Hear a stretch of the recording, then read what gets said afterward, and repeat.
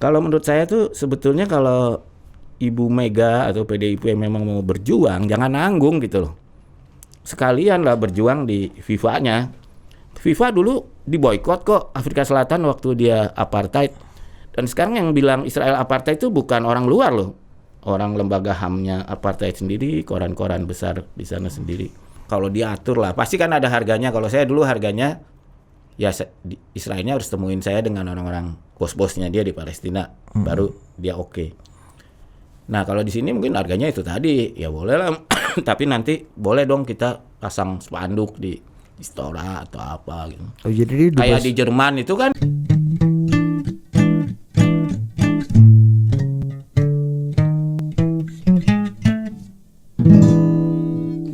Ngaso ngariung sore. Oke, welcome to Total Politik. Dan kita setelah agak lama ya, sudah 2 minggu puasa, akhirnya kita kedatangan juga kakek segala tahu, Bambang Harimurti.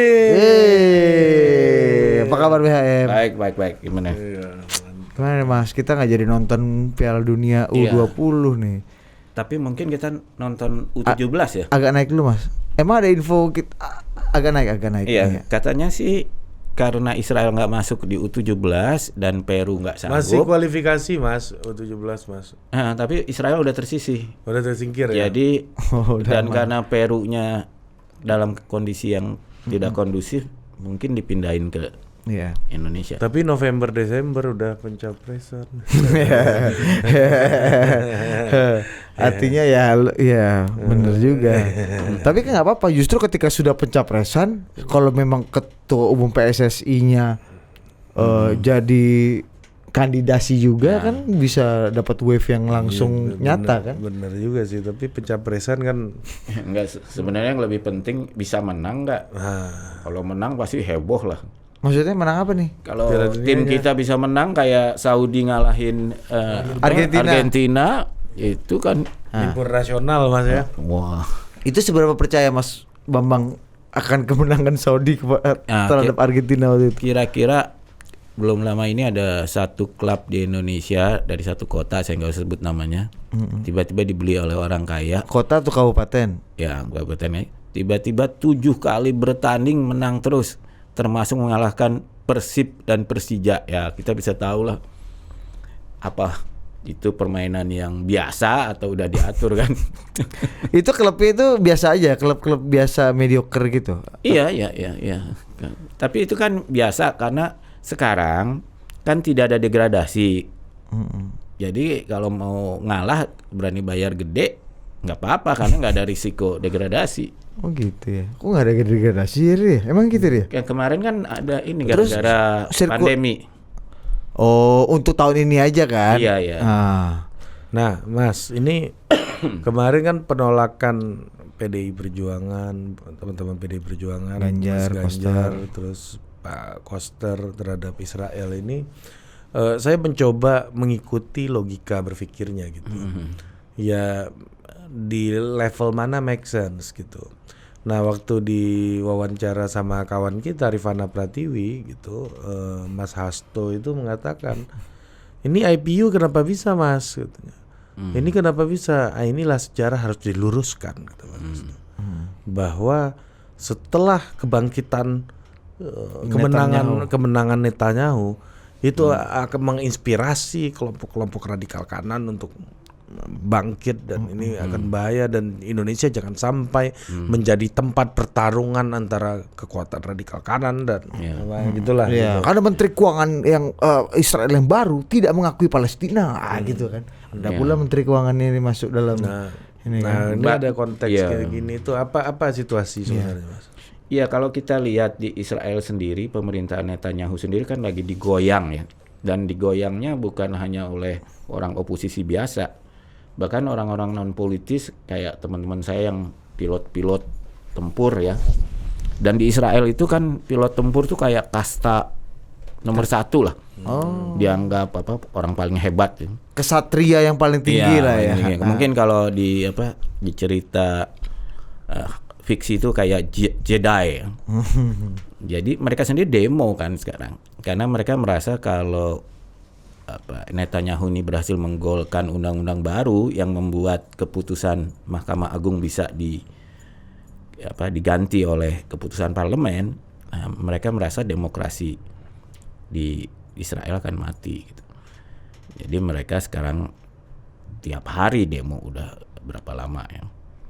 Dan memang kan saya bilang Netanyahu ini mungkin Netanyahu itu kan partai Likud ya. Partai Likud itu kan kanan ya, nasionalis kanan. Sementara lawannya partai buruh itu nasionalis kiri ya. Mungkin kalau di kita PDIP lah gitu ya. Kalau Likud itu mungkin Gerindra gitu. Cuman masalahnya antara Likud sama partai buruh ini mereka tuh sangat bersaing. Sehingga mereka nggak mungkin kerjasama. Sehingga mereka kalau mau berkuasa harus berkoalisi dengan partai-partai kecil. Nah kalau partai Likud dengan partai ekstrim kanan, kalau Likud dengan partai ekstrim kiri. Buruh ekstrim kiri. Buruh ini. Nah sekarang kan yang berkuasa Netanyahu tuh, bayangkan ibaratnya itu kan kayak kalau di kita kali Rizik itu diangkat jadi Menko Polhukam, terus dia membangun FPI-nya tuh dibikin jadi organ resmi pemerintah. Makanya teman-teman saya yang kiri itu demo semua karena ini berbahaya dan mereka tidak mengakui Palestina itu eksis. Jadi mereka emang apartheid gitu. Nah saya juga heran. Ultranasionalistik gitu Mas ya? Bukan hanya ultranasional, supreme kayak Nazi dulu loh, rasis lah. Fasis. Merasa uber alles ya. Dia fasis, merasa etnisnya dia itu lebih tinggi daripada yang lain. Nah, kalau menurut saya tuh sebetulnya kalau Ibu Mega atau PDIP memang mau berjuang, jangan nanggung gitu loh. Sekalian lah berjuang di FIFA-nya. FIFA dulu diboikot kok Afrika Selatan waktu dia apartheid. Dan sekarang yang bilang Israel apartheid itu bukan orang luar loh. Orang lembaga HAM-nya apartheid sendiri, koran-koran besar di sana sendiri. Jadi nanggung, kalau jangan nanggung gitu loh kalau mau fight. Dulu kan emang kita lihat Indonesia dulu diusir dari dunia internasional karena kita terlalu mandiri. Maka Bung Karno bikin Gelora kan. Dia bikin Ganevo untuk melawan Olimpiade. Jadi itu saingnya lah kayak Olimpiade Perjuangan gitu. Dulu ayahnya Ibu Mega berani seperti itu. Kenapa anaknya nggak nanggung gitu loh? Nggak sekalian. Kalau menurut saya sih ada alasan sekarang kalau mau berjuang ya di FIFA, karena dulu kan Rusia sendiri misalnya ya. Rusia setelah invasi kan dibilang boleh main tapi nggak boleh pakai benderanya. Ya kan? Ada jalan keluar lah. Dan itu terjadi karena ada 13 negara Eropa yang boikot, yang mengajukan usul. Nah sebenarnya Indonesia bisa kayak kalau meniru jejak Bung Karno ya, seperti Bung Karno dulu menggerakkan gerakan non-blok lah. Ajak aja semua anggota gerakan non-blok untuk protes ke FIFA, minta itu mungkin bisa menurut saya. Tapi nggak gampang. Tapi ya kalau dulu kan Bung Karno memang memilih perjuangan nggak gampang. Masalahnya ini sama visinya dan perjuangannya tapi nanggung di gerakannya. Nanggung. Jadi akhirnya harusnya sejak Juli 2022 ketika kita tahu Israel akan main langsung galang dulu. Galang dulu ya. Juni malah ya kalau nggak salah ya. Juli ya. Iya, harusnya presiden, begitu Juli masuk. Dan waktu itu juga kan sebetulnya bisa juga dengan di switch kan banyak lah jalan keluarnya, mau co-host dengan Singapura atau mau di switch kita jadi U17. Karena di U17 nggak ada Israel kebetulan. Itu ada lah, tapi saya juga heran kenapa itu nggak dilakukan gitu loh. Tapi alasannya sendiri kalau sekarang bilang gini kan, banyak yang berkritik ngomong gini Mas, itu kan Bung Karno 50 tahun yang lalu kejadiannya. Apakah masih relevan ya? Apa gelora dan semangat perjuangan itu dipakai dalam konteks kekinian gitu? Mas Bambang melihatnya dari sektor itu, apakah Israel tuh perlu dimusuhi dan perlu dialienasi seperti dulu Bung Karno memusuhi dan mengalienasi Israel gitu misalnya? Ya sebetulnya atau sekarang zaman udah berubah betul gitu misalnya. Saya pernah ke Israel dan ketemu Menteri Luar Negerinya perempuan waktu itu. Dia ngomong sama saya di pojok gitu. Kamu bilang dong, minta kamu akui Israel. Saya bilang gampang.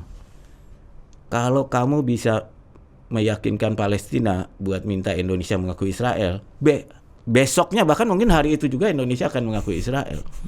Masalah kan Indonesia mengatakan kita tidak akan mengakui Israel selama Palestina tidak mendukung. Jadi sekarang ya sebetulnya lobbynya bukan dengan Israel, dengan Indonesia, dengan Palestina. Saya termasuk yang lebih setuju dengan ala Gus Dur ya. Gus Dur bilang Indonesia kan secara konstitusi harus berperan lah menjaga perdamaian dunia. Nah dia bilang kalau kita mau mendamaikan Israel sama Palestina, nggak mungkin dong kalau kita nggak ngakuin Israel. Pasti Israelnya nggak mau duduk sama kita kan. Nah jadi sebenarnya ada jalan-jalan di mana hal itu bisa dilakukan gitu loh. Dan misalnya kita dengan Taiwan kan ada One China Policy dengan RRT. Tapi kan dengan Taiwan nggak ada masalah kalau ada tim sepak bola Taiwan. Paling masalahnya di FIFA karena FIFA takut sama RRT. Iya, FIFA yang problem ya. Tapi kita kan oke aja gitu ya, delegasi atau apa Ya, gitu. Ya. walaupun kita nggak Kita mengakui. punya konjen juga di sana kan. Ya namanya bukan konjen. Semacam itulah ya, Karena- kantor dagang lah ya. Iya kantor dagang, perwakilan dagang biasanya. Karena kalau semua yang mengikuti konsep One China Policy, kebijakan satu Cina, ya memang Taiwan itu dianggap bagian dari negara Cina gitu. Kalau secara internasional kan itu biasa gitu. Iya, kembali ke tadi Mas, banyak yang menganggap ini udah nggak relevan, semangat zamannya udah berubah, bahwa ya, narasinya dianggap sudah agak usang dengan konteks sekarang. Mas Bambang lihatnya gimana? Ya tergantung sih. Kalau saya tergantung Ibu Mega tuh mau serius menggelorakan kembali semangat ayahnya. Kan sekarang di mana-mana aja dipasang lagi patung Bung Karno. Dan patung Bung Karno loh, bukan patung Bung Karno dan Hatta. Ya, jadi kan ada semacam keinginan untuk mengsukarnoisasi lagi politik Indonesia yang dulu selama Orde Baru mengalami desukarnosisasi. Ya kalau mau melakukan itu jangan nanggung gitu loh. Ya, bikin konsepnya, perdebatkan dan sebagainya gitu. Tapi kalau ini kan kalau nanggung ya jadi bulan-bulanan lah, apalagi di era medsos sekarang ya. Ya, karena kalau dari kesejarahan sih bayangin Istora aja itu sejarah dari situ, dari perjuangan Bung Karno untuk melawan waktu itu dianggapnya kekuatan Barat lah ya yang establis. Nekolim ya. Kalau sekarang kan sebaliknya, justru yang melawan FIFA kemarin negara-negara Barat kan, karena invasi Rusia. Nah kita akan melakukan hal yang sama atau ya udahlah itu bukan urusan kita, bisa juga kalau pragmatis kan itu bukan urusan kita, ya udah kita nggak kalau sepak bola aja. Nah itu kebetulan, cuman masalahnya memang konstitusi kita tuh kan jelas perintahnya harus bebas aktif. Ya. Ada aktifnya itu. Nah menjelaskan aktif itu bisa apakah aktif memboikot atau aktif mencari solusi, bisa juga kan. Dan kita punya loh punya kemampuan yang menurut saya kelas dunia ya. Dulu waktu kasus Kamboja kan yang mendamaikan Kamboja itu adalah Indonesia. Belakangan Prancis ikut sehingga ada Paris Club itu yang mendamaikan Kamboja. Itu legasinya Pak Muchtar Iya, Kussumatmaja ya. Pak Muchtar Kussumatmaja. Jadi kalau menurut saya kita pernah bisa melakukan itu, sebetulnya di Palestina, di Ukraina, di apa paling nggak mencoba bisa aja gitu. Tapi kalau mencoba kan mesti lihat juga. Kalau di Israel, kalau selama kita nggak mengakui pemerintah Israel, artinya jalan kita jalan boikot, bukan jalan intervensi untuk menghasilkan perdamaian. Ya kan? Iya. Jadi ya terserah pilihannya apa gitu. Nah, Mas Bambang kan udah pernah ke Israel nih. Nah, mungkin bisa share juga nih pengalaman gitu. Apakah Israel sebenarnya udah jadi negara yang lebih demokratis, lebih sebenarnya Palestina juga nggak ditindas-tindas amat kok misalnya gitu ya? Atau ada fakta-fakta lain yang sebenarnya ada realita yang nggak sesuai sama persepsi yang kita bayangkan di Jakarta gitu? Tergantung periodenya ya. Jangan salah juga, Palestina tuh sekarang kan terbagi dua ya. Gaza yang dikuasai Hamas dan tepi barat yang dikuasai PLO lah basically. Fatah ya. Dan yang keras itu, garis keras itu kan Gaza. Saya pernah ke Gaza, saya bilang sama orang Gaza, ngapain lu sih nembakin roket-roket yang cuma dari pipa? kemungkinan kenanya kecil. Tapi Israel pasti bales dan pasti jauh lebih gede gitu. Nah, sehingga saya sempat ngomong nih, jangan-jangan kamu dibayar sama Mossad kali ini supaya bikin apa? Bikin perangnya nggak selesai-selesai ya. Serangan kecil itu kan. Iya, karena kan bayangin ngapain kita kirim pipa, roket pipa gitu yang malahan waktu saya ke sana tuh malah yang mati orang Arab yang kena gitu. Karena kan nggak jelas arahnya kemana. Kawan sendiri maksudnya. Iya. Jadi, nah tapi kalau di Palestina kan mereka yang di tepi barat mau PLO ini mau menempuh two state itu kan, two state solution. Nah masalahnya di Israel ini, kalau pemerintahannya dulu Shimon Peres, dulu teman-temannya Gus Dur, itu mereka mendukung two state itu. Yitzhak Rabin. Nah, masalahnya si Netanyahu yang sekarang ini garis keras. Dia malahan menterinya bilang itu Palestina itu nggak ada. Jadi bayangin kan. Sama kayak orang Gaza bilang Israel nggak ada dong. Orang Gaza Hamas kan juga sama kan gitu kan. Orang Gaza. Jadi bayangin yang kalau yang berkuasa sama-sama ingin memusnahkan satu sama lain ya nggak akan ketemu kan. Tapi karena solusinya gini nih. Jadi saya pernah ke sana ya. Problemnya teman-teman Israel yang pro demokrasi begini. Kalau Israel mencaplok Palestina sebagai bagian dari negara Israel, maka di pemilu berikut orang Arab yang berkuasa karena jumlahnya orang Palestina dan orang Arab itu lebih banyak daripada orang Israel. Jadi dia berkepentingan tetap kolonisasi karena orang-orang Palestina nggak punya hak pilih kan. Tapi kan kalau dia melakukan kolonisasi nggak bisa dong, itu apartheid kan, ada orang di satu negara sistemnya. Jadi mereka harusnya, tapi yang garis kerasnya mengatakan, tapi kita diserang terus sama Gaza sama apa, nggak mungkin hidup damai sama mereka. Jadi mereka dan garis keras Israel ini luar biasa sekarang. Bayangin kalau ada satu orang yang jadi pejuang Palestina katakan melakukan serangan, nggak cuman orang itu dikejar dan ditembak, rumahnya diledakin, lalu dibangun rumah pemukiman Israel gitu loh. Jadi memang susah untuk mendukung pemerintahan Netanyahu ini. Jadi kalau kita terkesan mendukung pemerintahan Netanyahu ini aneh. Orang Amerika aja, Presiden Biden aja marah sama Netanyahu. Masa Indonesia mendukung gitu kan? Jadi ini nggak gampang nih ada nuansa seperti itu. Dan yang bilang pemerintah Israel tuh yang Netanyahu ini melakukan apartheid itu bukan orang luar, orang Israel sendiri, lembaga HAM resminya Israel sendiri. Juga teman-teman kita di koran Haaretz gitu misalnya, dia bilang nggak mungkin Israel jadi demokrasi kalau melakukan apartheid. Dan jangan lupa negara yang melakukan apartheid itu dalam sejarahnya dulu diboikot oleh Olimpik, oleh FIFA, Afrika Selatan kan. Jadi ada sejarahnya. Jadi ini nggak gampang juga, nggak. Walaupun saya bisa memahami lah kalau orang yang nggak ngikutin sejarahnya pasti marah aja tadinya teman anak-anak U20 ini udah siap dan nggak mungkin kan kalau kita nggak tuan rumah nggak mungkin kita bisa masuk kan. Jadi udah siap gitu. Dan siapa tahu bisa diatur lah nanti kayak Saudi ngalahin Argentina gitu kan. Nah itu kan bagus kalau buat pemilu tuh. Tim 20 berhasil mengalahkan Brazil gitu kan. Luar biasa. Nah, tapi ya saya juga heran. Kalau menurut saya ini manajemen dari persoalan ini amburadul, mungkin masing-masing terlalu sibuk atau underestimate atau gimana ya. Saya sendiri pernah bikin berapa kali seminar internasional ngundang orang Israel ya, kalau kita siapin baik-baik nggak ada masalah karena orang Israel itu umumnya punya paspor lebih dari satu. Jadi dia masuk ke sini nggak usah pakai paspor Israel nggak apa-apa. Bukan cuma duit keluarga negaraan lagi ya? Banyak. Dia punya keluarga Amerika, punya keberadaan mana. Nah, sehingga saya juga pernah dulu bikin seminar, ada beberapa orang Israel yang lain nggak ada masalah dia pakai paspor non Israel. Tapi ada satu orang yang ngotot, saya hanya mau datang kalau saya pakai paspor Israel. Terus kebetulan partner kita waktu itu Norway ini nawarin, udah deh kita keluarin paspor Norway untuk kamu. Tapi dia ngotot, enggak ini my political statement. Ya udah, sorry ya kalau your political statement ya nggak bisa datang. Ya risikonya ini sendiri dong. Tapi yang lain datang nggak ada masalah, mereka pakai paspor yang lain.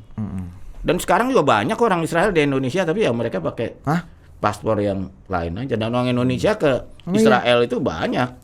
Tuh lu ini kurang gaul dulu. Nggak tahu, gue nggak pernah ketemu orang Israel gue di Jakarta. Ya. Kasih tahu lu Mas. Ada Dulu ada, Mas. bahkan Siapa, Mas? waktu kita beli pesawat F5 dari Israel, instrukturnya dari Israel ngajar di Magelang. Ah, serius nih, Mas? Serius. Itu nggak ada Tapi protes dia, dari FPI nggak protes, ya Mas? karena nggak tahu dia. Orang itu kan datang pakai paspor Inggris, pakai paspor apa. Bahkan kalau kita baca ada satu orang yang pernah pensiunan dari Mossad, dia pernah nulis di bukunya, saya masih ada kayaknya bukunya. Pada zaman dia itu markas Mossad paling besar di dunia tuh di Jakarta. Itu circa tahun berapa, Mas? Tahun 70-an, 80-an lah. Ya. Dan banyak kan tentara kita juga yang berlatih di sana, banyak zaman itu ya. Oh, artinya dari dulu kita sebenarnya secara senyap dan secara white label udah Iya, lakukan hubungan diplomatik dan kerjasama. Non diplomatik lah, kerjasama internasional tapi non diplomatik. Dagang gimana, Mas? Iya, Dagang ada juga. permennya malah kan. Loh, kalau kita lihat BIN sekarang kan beli alat sadap namanya Pegasus, itu kan buatan Israel. Iya kan? Jadi biasa, dan kalau alat-alat sadap memang umumnya buatan Israel, mesin cetak apa segala. Sama elektronik ya. Elektronik kalau di Amerika kan mereka jualan elektronik kan. Iya, pokoknya alat-alat penyadap itu di negara berkembang tuh umumnya kalau beli-beli alat penyadap buatan Israel deh. Karena Israel lebih longgar. Kalau negara Amerika kayak apa kan ada syarat-syarat apa gitu. Kalau Israel mah asal kita mau bayar aja kasih. Bahwa dia ngintipin itu soal kita nggak pinter-pinternya kita ya. Iya benar. Ditipin ini. Iya, sama kayak Taiwan kan. Taiwan kan banyak investasi di Indonesia, mungkin termasuk 3 besar kalau nggak 5 besar. Tapi kan tidak ada masalah diplomasinya. Jadi ya banyaklah jalannya ini keluar nih, nggak harus Benturkan ya. dibenturkan gitu loh. Jadi nomor satu, orang Israel bisa pemain Israel bisa pakai paspor non Israel. Tapi itu kan udah national menghilangkan. anthem-nya nggak bisa diganti, Mas. Apa? National anthem sama bendera kan juga. Kan? Kalau itu kan bisa co-host sama Singapura misalnya atau sama Ya, udah telat. Itu kan lain. kalau mau dari dulu. Ya harusnya dari bulan Juni atau Juli. Dari kan? awal Mas nggak bisa Mas, karena kalau Singapura, timnas Singapura juga mau main kan, masa nggak main? Iya, tapi kalau mau nama itulah aja lah sama apa? Qatar lah kan. Qatar kan stadionnya masih banyak. Timor Leste juga mau kali ya. Oh, harus bikinin stadion yang nggak ada. Oh iya benar. Yang baru lah ada stadionnya nih. Stadion Lukas NMB bagus, Mas. Iya. Emang Bang Raul nggak bikin stadion di ini? Enggak tahu, mungkin kelas ini kan kelas Piala Dunia, Bos. Oh, Pak Erick Thohir tuh lagi bikin stadion bola terbesar di Amerika di Washington DC. Oh gitu, Mas. Oh, buat DC United ya? Iya. Mantap juga Pak Erick nih. Top emang Pak Erick. Iya. Benar. Banyak lah jalan kalau menurut aku, kalau udah menyangkut Israel tuh dia temennya banyak. Ada aja jalan keluarnya gitu kalau emang kita nggak mau berbenturan. Tapi ya kalau kita mau berbenturan ya harganya bayar sendiri lah ya. Bung Karno dulu berani berbenturan, diboikot sampai ekonomi kita morat-marit juga nggak apa-apa, dia terus ngelawan kan. Nah itu pilihan kita gitu loh. Mau melawan kekuatan besar di dunia ini atau kita mau lebih taktis. Tapi memang kebangkitan kelompok kanan di Israel ini memang nggak kebendung, Mas, itu gimana sih? Nggak cuma di Israel. Memang semenakutkan itu, apakah seperti yang Mas Bambang bilang nggak cuma di Israel, apakah normal-normal aja kayak di negara-negara lainnya yang juga kita lihat tren globalnya kayak gitu. Iya, sebetulnya hampir di seluruh dunia. Ini barusan Finland kan, Finland baru pemilu kan kalah nih yang cewek ini sama yang partai kanan Swedia. Hampir di seluruh dunia kelihatannya menganan lah lagi, kecuali Brazil aja yang mengiri itu. Ini yang kiri juga apa yang kemarin Amerika Latin dia? Apa? Yang baru menang kemarin tuh bukan Brazil. Apa yang mana? Argentina apa Chili? Bukan. Chile kali ya. Paraguay. Oh, nggak tahu gua. Tapi kan di Peru malah rusuh kan. Peru tuh katanya kalau FIFA sih nyebutnya ditarik ke tuan rumahannya karena infrastrukturnya nggak siap. Nggak siap. Dan keamanannya juga. Saya punya teman yang dia lagi ke Machu Picchu, akhirnya nggak bisa pulang. Wah, terjebak di Machu Picchu. Iya. Jadi apa? Ya dan menurut saya sih kalau bisa ke ini 17 bagus juga sih. Bersiap, kasihan loh saya ketemu, termasuk ada menantu saya tuh udah siap-siap untuk menantu baru bos. menantu baru siap-siap untuk jadi broadcasternya kan. Oh gitu. Wah, pada kecewa semua itu. Iya. Nanti minggu depan ada teman kita yang udah jual official merchandise ya Arya. Mau datang ke sini. Iya. Udah bikin, bayangin aja udah jadi semua Mas. Iya, jadi U20-nya mesti dicoret jadi 17 ya. Ya belum tentu pula. Belum tentu lambangnya sama juga kan. Atau tukar kali kayak ini. Kita kirim ke Argentina. Argentina. Iya benar. Ya, logonya juga desainer sana yang bikin Mas. Iya. Iya. Tapi ya kalau untuk turis kan bisa aja kalau pintar-pintar dagang lah. Justru itu jadi rare item ya. Malah rare item karena ini yang asli dari Indonesia yang dibatalkan kan menjadi koleksi rare item. Sejarah. Bisa juga kita usulkan nanti tuh. Ya. Ya, nah itu balik lagi ke pertanyaan tadi Mas. Apakah semenakutkan itu kebangkitan kanan di Israel dibandingkan ya kita tahu di Indonesia pun juga kebangkitan kanan kemarin itu juga sempat terjadi gitu. Ya kalau kita lihat tergantung negaranya ya. Kalau di Rusia dengan Putin sangat menakutkan kan. Dia masuk ke tetangganya ya kan. Tapi itu kan perlu waktu. Kalau berkuasanya cukup lama. Kalau kanan itu kalau kayak di Brazil berkuasanya nggak cukup lama, nggak macam-macam juga. Tumbang. Ya, jadi memang itu ada gunanya lah masa jabatan itu. Orang biasanya kalau makin lama dia makin berani ngambil keputusan yang risiko tinggi. Jadi kalau makanya kan ada teori yang namanya teori damai internasional. Dia bilang kalau dua negara demokrasi nggak mungkin saling perang karena mereka terlalu mutusinnya terlalu harus ngomong sini sana dulu, akhirnya nggak jadi perangnya. Harus salah satu minimum itu negara non demokratis baru dia jadi perangnya. Misalnya ya misalnya kan kayak Ukraina sama Rusia sekarang perang jadi beneran. Atau dulu Iran sama Irak sama-sama itu. Israel. Nah Israel juga kan kita lihat sebetulnya Israel itu kalau kita bicara demokratis di kawasan itu kan negara paling demokratis ya. Di kawasan Timur Tengah. Di kawasan Timur Tengah ya. Iya. Oh gitu Mas. Iyalah dibandingin yang lain ya. Makanya Barat happy sama dia ya Mas. Iya. Dan dia memang lobbynya hebat sih ya. Tapi kan yang kita sedih dari Israel ini, terutama Netanyahu ya, bukan Israel lah saya sebut. Dia dulu tuh kan korbannya Nazi ya, Holocaust. Tapi kok dia sekarang membiarkan sayap kanannya dia melakukan hal yang sama seperti Nazi dulu melakukan kepada Yahudi, orang Israel gitu loh. Kan jadi mengingatkan saya dulu kalau waktu saya mahasiswa itu kita senang baca buku namanya Paulo Freire. Paulo Freire. Dia bilangnya tuh teologi pembebasan pedagogy of the oppressed. Jadi menurut dia di negara yang belum mengalami pencerahan, orang tuh hanya tahu menjadi penindas atau ditindas. Jadi orang-orang oposisi yang ditindas ketika berkuasa jadi penindas juga. Gitu. Makanya harus ada yang mutusin itu. Nah ini yang ini kelihatannya di Israel malah nyambung lagi gitu. Bukannya sekarang tahun ini aja orang Palestina yang dibunuh orang Israel mungkin ratusan udah tembakin ya. Tapi orang Israel yang juga dibunuh oleh kelompok Palestina juga ada beberapa walaupun jauh sedikit lah. Dengan bom pipa iya, ini atau dibacok gitu. Iya. Artinya relevan dong ya sebenarnya bahwa kita harus semarah itu, harus memboikot itu. Ada teman saya wartawan ditembak, kalau itu jelas-jelas ditembak tentara Israel lah, perempuan itu kan wartawan Al Jazeera itu. Dan sekarang kan dibawa ke Den Haag karena itu dianggap kejahatan kemanusiaan, kejahatan perang nih. Dan nah ini menarik, Amerika sendiri yang ikut melakukan investigasi mengatakan betul ini kejahatan perang dilakukan oleh tentara Israel. Iya, tapi apakah dengan misalnya kejahatan 1-2 seperti yang tadi dikatakan, ya kita harus mencampurkan urusan bola yang punya logika dan matematika sendiri dengan urusan politik? Ya, makanya kalau menurut saya gini, ini kalau kita mau melakukan sesuatu jangan nanggung, ya. Atau kita ya udahlah Israel Palestina, urusan Israel Palestina kita pokoknya mendukung Palestina aja gitu kan.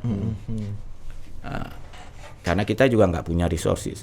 Atau ya kayak Bung Karno dulu, kita harus solider pada bangsa-bangsa yang ditindas, ya kan? Iya. Walaupun untuk itu saya harus berhadapan dengan nekolim. Iya. Kan kalau zaman Bung Karno nih pasti FIFA dianggap nekolim nih. Ini nekolim bandar judi. Iya. Gitu Antek, kan. nekolim. Coba udah. Komprador. Dia bisa niruin tuh Coba biasanya. kasih dulu. Lemes bos. Udah menjelang buka puasa nih Ari udah. Neokolin. Daripada antek para komprador kaum kapitalis. Inggris kita gimana? Inggris kita linggis, Amerika kita serikat. Go to hell with your aid. Ya, itulah. Walaupun akibat sikapnya seperti itu kan harga yang dibayar mahal kan. Ya ekonomi kita sempat murat-marit dan sebagainya. Tapi ya kalau kata Barisan Soekarno seperti opung panda gara-gara itulah. Kau lihat angka-angka statistik. Statistik kau berapa harga dari persatuan integrasi bangsa gitu. Nggak, kan kita bisa lihat itu pilihan ya. Kita lihat Venezuela. Venezuela itu negara yang paling besar cadangan minyaknya di dunia. Tapi sekarang 7,5 juta orang Venezuela itu miskin, mengungsi keluar karena nggak tahan, nggak bisa hidup di Venezuela. 7,5 juta. Tapi ya dia gagah. Ya, geng Chavez ini kan dan Maduro sekarang. Gagah, dia berani melawan Amerika, berani melawan Barat, dan dia nggak apa-apa harus membayar harga itu. Iya. Nah, apa kita mau milih jalan itu? Ya sebenarnya bagusnya tuh total kutip wawancara Bu Mega. Apakah menurut Bu Kita Mega juga mau Mas. Apakah Bu Mega ingin menapak tilas jalan ayahnya, melakukan konfrontasi demi solidaritas pada kaum yang tertindas? Tapi kan Bu Mega bukan presiden. Ya tapi harusnya sebagai ketua boleh dong, ketua partai boleh dong. Iya, di mana presidennya adalah petugasnya. Iya. Petugas partai. Iya. Memang benar kan gitu bahasanya. Mas bisa dibilang nggak Mas untuk orang-orang yang setuju dan tidak menolak Israel gitu ya, misalnya ya let's say gitu, kalau kita anggap Presiden Jokowi bagian dari orang yang ya udahlah kita bola jangan dipisahin, jangan dicampur sama politik, itu bisa nggak dibilang bahwa dicap orang-orang ini jadi nggak Soekarnois gitu? Iya, nggak Soekarnois dan terlalu pragmatis jadinya kan, dianggapnya pragmatis lah bukan idealis. Tapi kan nggak apa-apa, nggak salah juga pragmatis. Ya kan seperti yang dibilang oleh Didit kan, apakah Bung Karno 50 tahun yang lalu tuh harus persis seperti dulu atau ada penafsiran baru terhadap ajaran Soekarno ini? Saya sering ngomong gitu kalau sama teman-teman Banteng Merah ini. Saya bilang dulu kan Bung Karno yang dimaksud marahin itu kan orang yang punya tanah sedikit ya, petani. Jadi dia macul, dia subsisten lah untuk makannya sendiri, dia udah mandiri. Sehingga dia nggak tergantung sama siapapun kan. Petani penggarap ya? Bukan, petani yang punya tanah kecil. Jadi dia bisa hidup lah, nggak usah menghamba pada siapapun gitu loh. Itu kan idenya. Saya bilang sebetulnya itu bisa dikatakan itu kan pada Gojeker kan sekarang. Orang Gojek motornya punya dia sendiri. Dia kerja nentuin sendiri. Oh iya. Iya kan. Kalau mau dapat duit banyak ya lu kerja banyak. Mati-matian ya kan. Tapi kalau mau berhenti juga nggak ada masalah. Ya itu kan semacam marahin baru di era digital. Ini CEO Gojek harus denger nih, BHM punya ini nih ya. Nadim. Iya, jadi dia bisa. Makanya Mas Nadim sering datang ke acara PDI ya. Iya, karena Marhen. Ternyata Marhen itu 4.0 ya. Dan kalau saya jadi PDIP saya garap betul tuh Gojeker karena mereka jumlahnya mungkin 1 juta lebih ya dan sangat mobile. Wong cilik era ini ya. Dan harus kita akui sebagian tuh agak parah juga lah pendapatannya ya kan. Lagi Marhen betul ya. Iya. Jadi mungkin perlu dibantu dengan dengan BPJS atau apa supaya karena celakanya kalau nggak ada BPJS kan dia nggak boleh sakit. Kalau sakit dia nggak dapet duit. Padahal dia harus berobat gitu kan. Tapi kalau dia ada BPJS-nya ya kalau sakit berhenti dulu kerja lah. Iya. Nah, ada sistem asuransinya kan harusnya. Iya Mas. Iya. Karena asuransi pensiun. Iya Mas. Karena Ari agak lemes saya ambil alih sedikit ya kan. Kenapa ya dia lemes ya? Karena emang udah ini Mas dia karena dietnya ini ya. Iya. Bukan Mas ini aja apa namanya nih tiba-tiba gula turun kayaknya nih. Nah, harus minum berarti lo. Ya jangan lah. Oh, nanti pas buka puasa.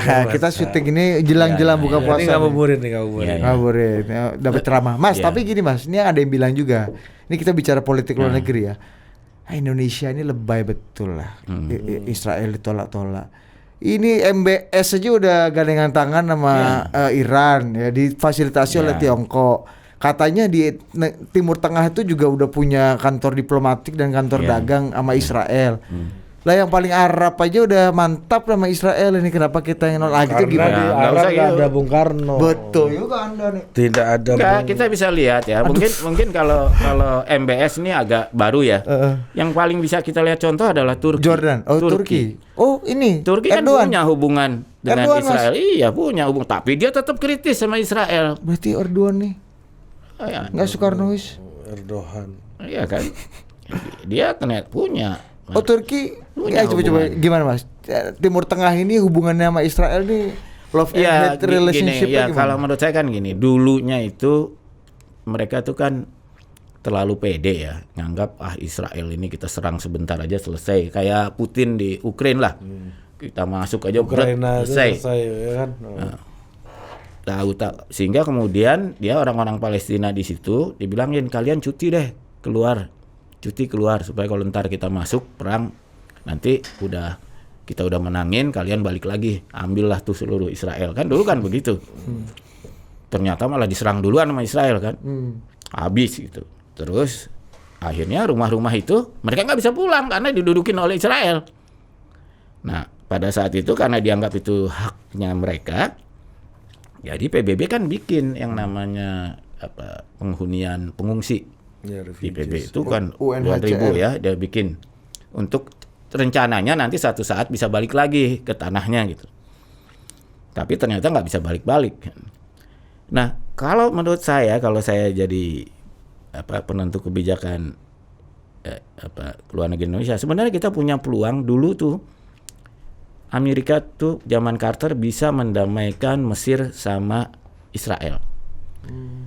Waktu itu kan Israel menduduki Sinai, ya kan? Israel bilang gue nggak perlu sih dudukin Sinai, itu bukan wilayah Israel kok. Cuman kalau nggak gue dudukin nanti itu ditaruh militer Mesir, nggak aman buat gue. Mending Mendingan gue aja. amanin gitu kan.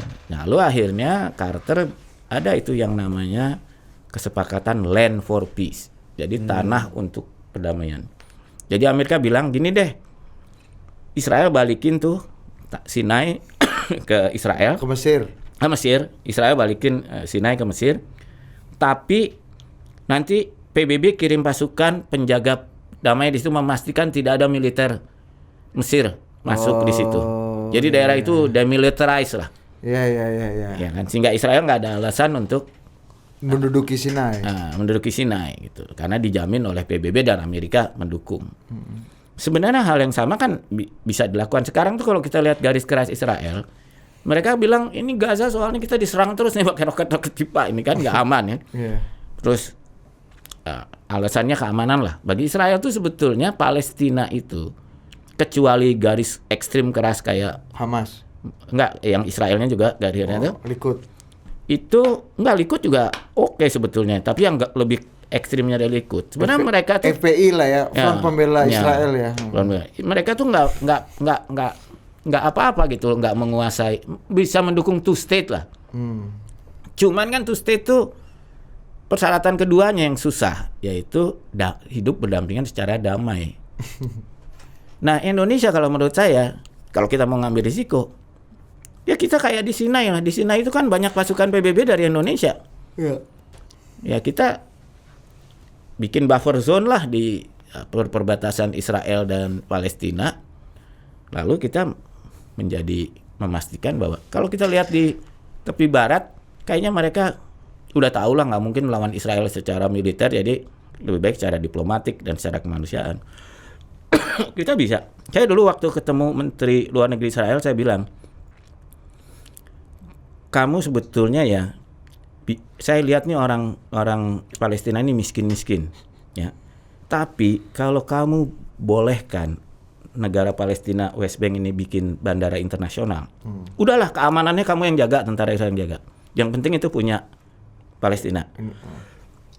Itu tiap tahun jutaan orang mau ke Masjid Aqsa. Iya. Itu ekonominya Palestina akan baik. Kalau ekonominya Palestina makin baik, orang kaya tuh nggak mau berantem. Iya kan? Kalau mau membuat Palestina damai itu buatlah Palestina jadi kaya gitu loh. Iya, iya.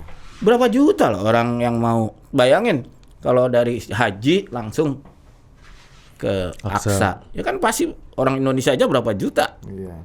Ya kan? Itu akan maju lah ekonominya. Dan kalau untuk security-nya saya sampai bilang sama Bu Menteri itu, udah security-nya di-handle Israel lah semua.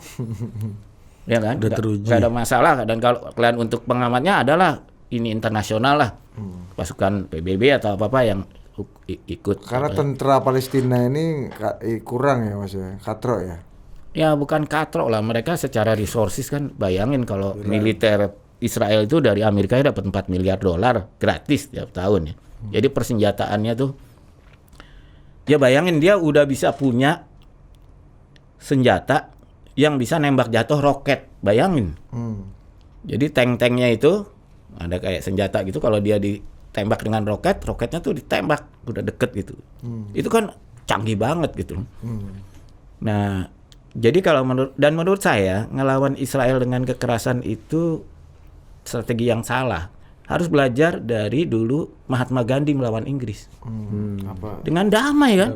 Dia mendapatkan support dunia. Inggris waktu itu penguasa dunia loh. Iya. Kalah oleh seorang Mahatma Gandhi. Apa ininya Mas campaign dulu? Ahimsa, Satyagraha, Swadesi. ya, Swadesi. Ya itulah. Aku nggak usah jauh-jauh loh. Bayangin kalau kita lihat ya West Bank. Kalau ada airport West Bank ini katro nggak tahu Mas. Nah, Tepi tepi barat ya. Nah. Kalau di Gaza emang susah karena Hamas ya. Itu ada pengaruhnya dari garis-garis keras lah. Kadang-kadang saya mikir udahlah Hamas itu diadu aja sama garis kanannya Israel, suruh perang di Ukraina atau di mana gitu. Biar perang salib di sana Mas. Iya sampai habis ya. Iya. Iya. Itu nggak masuk akal karena emang Iya. apa jadi ibaratnya kan dulu susahnya tuh gini, yang satu pihak orang Israel garis kanan itu merasa itu perintah Tuhan, dia menduduki wilayah itu. Yang di sini merasa itu rumahnya, digusur. Jadi dua-duanya Merasa kan, legit iya. ya, legitimate. Tapi kan kalau ada yang mau mikir, ya udah gini dah, sekarang kan bisa bangun ke atas, tanah lo dihitung sebagai saham, bikinlah ke atas, nggak kan? Lo dapat berapa unit sebagai penghargaan atas tanahnya.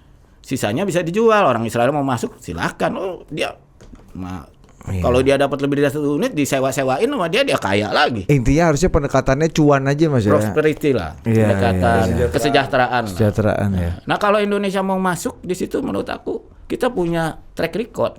Di Sinai kita dikenal baik ya. Kemudian di Kongo dulu kan. Jadi dan juga bagus lah buat tentara dan polisi kita yang terekspos dengan standar internasional. Saya lihat tentara dan polisi kita yang pernah tugas jadi pasukan PBB, dia tuh jadi paham standar internasional. Pak SBY. Iya, jadi standar. Jadi dia nggak melakukan kejahatan HAM atau aneh-aneh lah gitu. Pak Safri Samsudin itu kan orang-orang bos ex bosnya itu ya. Apa namanya? Yaman itu kan perang-perang Balkan ya Mas ya. Iya, jadi maksud aku kita adalah peluang, jangan sekedar ribut-ribut soal bola nih. Menurut aku kalau yang bola udahlah kita fokus ke 17 aja lah. Iya. Supaya nggak benar-benar. Ini kode nih dari BHM nih kayaknya kita dapat nih U17 ya. Dapat dari Peru. Serius? Ini kalau nggak dapat nih aku mesti marah-marah sama Pak Erick Thohir. Emang Mas Bambang dikasih tahu Pak Erick kita dapat U17? Kita tuh udah ditawarin karena FIFA lagi pusing. Karena tiba-tiba Peru mundur. Nggak siap. Nggak siap. Ya ini kan peluang buat kita kan. Cuma yang aku nggak tahu karena aku nggak terlalu fokus ngamatin bola 17 kita bagus nggak sih? Tapi ada waktu lah. Kalau kata Ari ini Liga SMA Mas. Liga pelajar ini. Pengalamanku sih. Hadiahnya Par? Hadiahnya nggak boleh duit Mas, tabungan pendidikan. Tapi pengalamanku sih, anak-anak muda ini biasanya belum terekspos sama bandar judi sama apa, jadi kemungkinannya lebih clean lah. Ya, belum kena Suci Mas. Holy Wings juga Mas. Mas yang terakhir nih Mas, BHM kan kita kan pasti kan sedikit sekali orang Indonesia yang pernah ke Israel. Ada beberapa teman orang tuanya ke tembok ratapan karena gitu-gitu lah untuk berziarah kan di sana kan. Apa sih Mas visualnya Israel dan Mas Bambang dulu gimana bisa masuk Israel? Caranya gimana, kan kita nggak punya hubungan diplomatik. Apa yang sih yang bisa kita lihat dari Israel, dan apakah memang betul-betul di sana orang Palestina, orang Arab, orang Islam itu ditindas gitu atau gimana faktanya? Ya, kalau menurut saya sih terus terang mungkin itu kan yang ngundang saya tuh sebenarnya kayak semacam PR-nya Israel ya, dan mereka baik sekali. Sampai saya tuh diajak naik helikopter keliling Israel. Terus kita turun di perbatasan dengan Syria tuh, lembah itu duduk itu untuk makan siang, terus lihat pasukan PBB, terus kita terbang nih. Bayangin Israel tuh kita bisa terbangin seluruhnya dengan helikopter sehari, sesiang gitu loh, bukan sehari. Udah dipotong makan siang. Tapi yang saya sedih terus terang adalah kan mereka tuh sebelum saya ketemu yang pihak Israel, mereka kan berusaha meyakinkan saya nih Israel ini bener lah gitu. Terus mereka juga ketemukan kita dengan sebuah NGO yang ingin mendamaikan Israel Palestina itu dengan sekolah bersama. Jadi dari kecil udah sekolah bersama gitu supaya kenal kan lain ya. Dan menurut saya itu program bagus banget. Cuma masalahnya itu kekecualian, bukan mainstreamnya. Jadi mainstreamnya itu dari kecil mereka tuh udah diajarin membenci satu yang sama Palestina lain. membenci Israel, yang Israel membenci Palestina. Jadi menurutku ya ini nggak akan selesai gitu loh. Mesti ada, ya itu tadi yang disebut Paulo Freire, mesti ada yang gunting antara penindas dan ditindas ini. Saya ingat ada salah satu temannya dubes Palestina, saya kontak, terus dia bilang, oke deh saya datang ke hotel kamu. Terus datang, saya nunggu di kafe di hotel, dia datang, terus suasananya kelihatan berubah gitu loh, nggak enak gitu.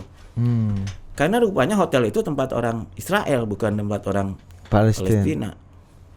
Nah, terus dia lihat, terus saya bilang, ya kalau kamu mau comfortable, kita mesti pindah ke kafe yang orang Palestina. Akhirnya kita pergilah ke tempat yang geng ngumpulnya orang Palestina. Jadi menurut saya tuh memang udah kayak air sama minyak gitu loh. Ya meskipun sama-sama warga negara Israel ya. Iya, dan menurut saya itu sedih karena saya kan kenal dua-duanya baik, dua-duanya orang yang kecuali mengenai, kalau orang Israel kecuali mengenai Palestina dan kecuali Palestina mengenai Israel, dua-duanya tuh orang baik gitu loh. Jadi menurut saya, tapi karena dari kecil udah didoktrin seperti itu, ya susah gitu loh. Susah banget. Katanya BHM pernah di backup sama dubes dubes Palestina sini. Iya, waktu saya diserang karena saya ke Israel. Diserang sama siapa? Ya adalah aktivis-aktivis itu, dubesnya cerita sama saya. Wah, ada itu datang saya, dia mau bikin demo. Ini. Saya bilang, oh, enggak, jangan demo, itu saya atas perintah saya ke Israel. Selesai udah. Jadi maksud saya sebetulnya juga dalam kasus bola ini, kalau diatur lah, pasti kan ada harganya. Kalau saya dulu harganya, ya Israelnya harus temuin saya dengan orang-orang bos-bosnya dia di Palestina, baru dia oke. Nah kalau di sini mungkin harganya itu tadi, ya boleh lah.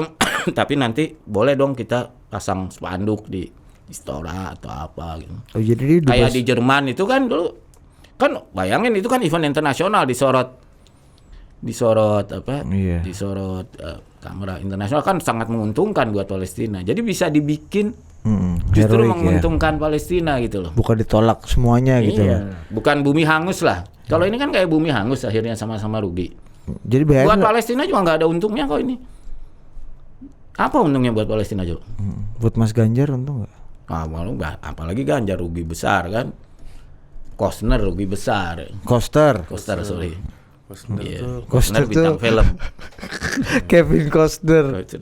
Ya kan nggak ada. Mantap juga tuh. Yang kan Iwayan Costner. Kalau ibarat pepatahnya ini kan bilangnya apa? Menang jadi arang, kalah jadi abu kan. Buat apa kita masuk dalam tempat itu? Kan mendingan menang kalah untung cuan kan, mendingan gitu. Kalau main bola kan gitu, yang menang yang kalah cuan kan, dapat honornya. Iya. Apalagi kalau main atur skor ini ya, menang untung, kalah juga dapat cuan kan. Itu haram bos. Tapi haram. Iya. Oke.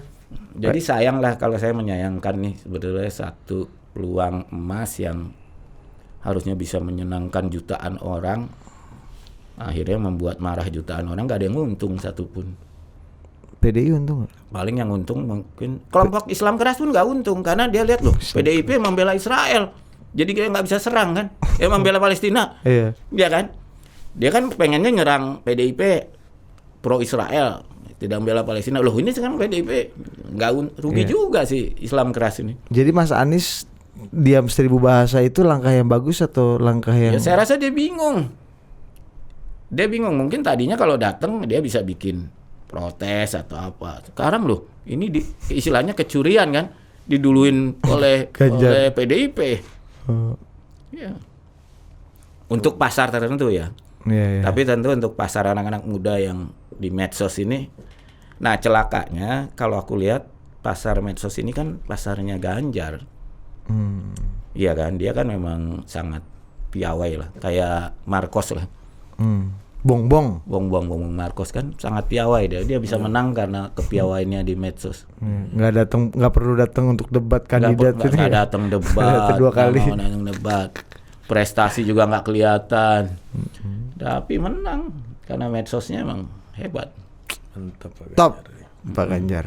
Oke, terima kasih BM. Yuk, sama-sama. Sampai jumpa lagi di Ngaso minggu depan. Tapi semangat dong, jangan lemes gitu. Ya lo kasih cheer up dulu Ya, cheer terakhir up dulu lah. aja.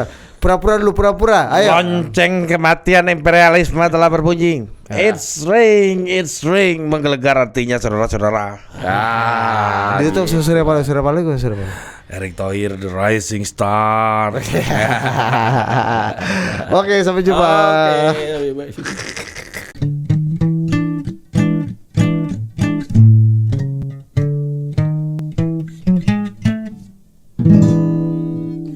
Ngaso ngariung sore.